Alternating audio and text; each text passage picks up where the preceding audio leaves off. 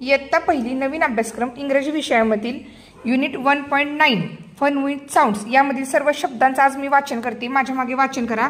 तुम्हाला घरी वाचन सरावासाठी हा व्हिडिओ बनवतोय आपण।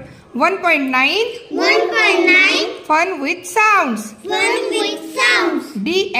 DF MNE look listen and repeat D diden didor didol diduck F fox F fan F fish F farmer E egg E elephant E ate E elbow M mug M mango M mat M mobile N nurse N nail N nest N nose